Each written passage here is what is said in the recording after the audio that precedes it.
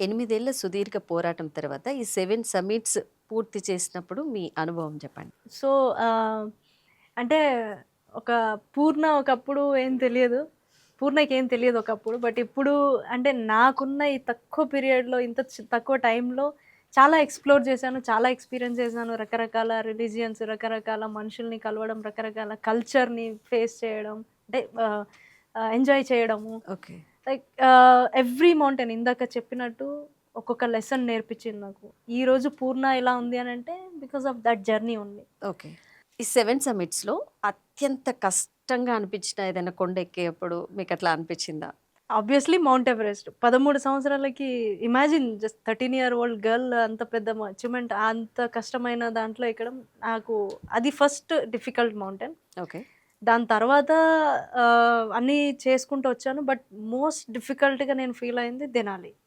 Denali. Denali mountain. Okay. ఎందుకంటే ప్రతీదీ మనమే మోసుకొనెళ్ళడం ఎంత అలసిపోయినా ఆఫ్టర్ 6-8 అవర్స్ ట్రెక్ తర్వాత మనం అలసిపోయినా, ఏం హెల్త్ ప్రాబ్లమ్ వచ్చినా, ఏమొచ్చినా లాస్ట్‌కి మనది మనమే టెంటేసుకోవాలి. మనమే స్లీపింగ్ మనమే మన వర్కులన్నీ మనమే చేసుకోవాలి.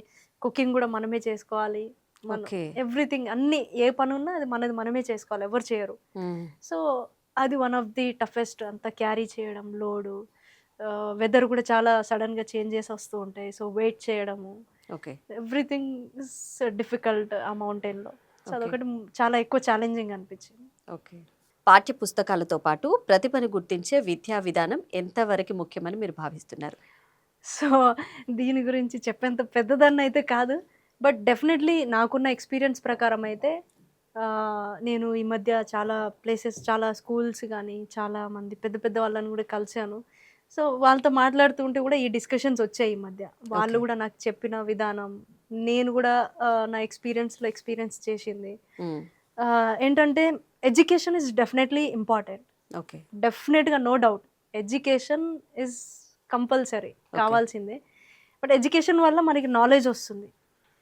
బట్ మనం బయట ఎక్స్‌ట్రా కరిక్యులర్ యాక్టివిటీస్ బయట ఎక్స్‌ప్లోర్ చేయడం వల్ల రకరకాల యాక్టివిటీస్ గానీ, అది స్పోర్ట్స్ కావచ్చు, కల్చరల్ కావచ్చు, ఇంకా సినిమా కావచ్చు, ఇంకేదైనా ఎనీథింగ్ ఆహ్, నాలాగా క్లైంబింగ్ చేయడం కావచ్చు, ట్రెక్కింగ్‌కెళ్ళడం ఎనీథింగ్ ఎక్స్‌ట్రా కరిక్యులర్ యాక్టివిటీస్ మనం ఎంత ఎక్స్‌ప్లోర్ చేయగలిగితే అంత ఎక్స్‌పీరియన్స్ అనేది వస్తుంది.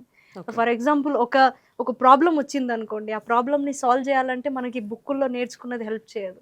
లైవ్‌లో మనం బయటికెళ్ళి ఎక్స్‌పీరియన్స్ చేసి, ఎక్స్‌ప్లోర్ చేసింది మాత్రమే సాల్వ్ చేయగలుగుతుంది. హ్మ్. సో, ఆ ఎక్స్‌పీరియన్స్ అనేది మనకి బయట ఎక్స్‌ప్లోర్ చేయడం వల్లనే వస్తుంది.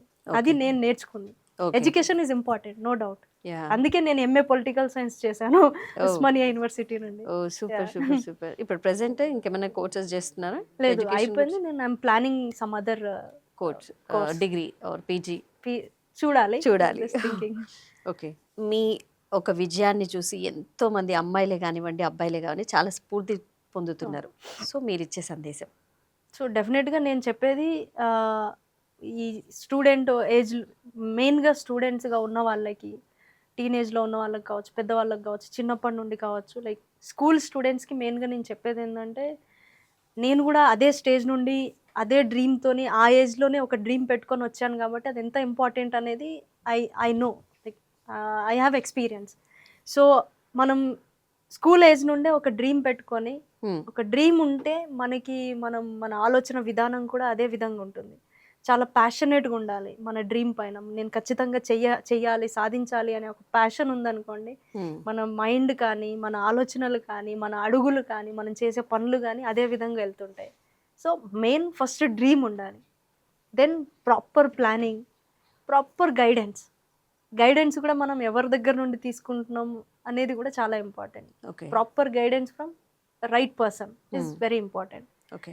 So, preparation obviously planning, preparation, guidance and ఎంతమంది సపోర్ట్ జేషినా నేను ఇందాక చెప్పినట్టు సెల్ఫ్ మోటివేషన్. నన్ను నేను నమ్ముకోవాలి. నన్ను నేను మోటివేట్ చేసుకోవాలి. హ్మ్. అప్పుడే నేను చేయగలను. ఇప్పుడు మనం ఏదన్నా చేయాలనుకుంటే ఎవరో చెప్పిర్రని మనం చేయలేము. ఖచ్చితంగా చేయలేము. నేను అనుకుంటేనే అది చేయగలను. ఈవెన్ పూర్ణ ఎవరెస్ట్ ఎక్కడం కావచ్చు, 7 సమిట్స్ చేయడం కావచ్చు. ఈరోజు ఏం చేస్తున్నా తనకి నచ్చింది తను అనుకుంటుంది కాబట్టి చేస్తుంది. సో, అట్లా ఫస్ట్ మనల్ని మనం నమ్మి మనం ముందడుగేయాలి. ఓకే. అండ్ పేషెన్స్ ఉండాలి. Discipline, consistency, hard work. Okay. Hard work is main main thing. అంతే.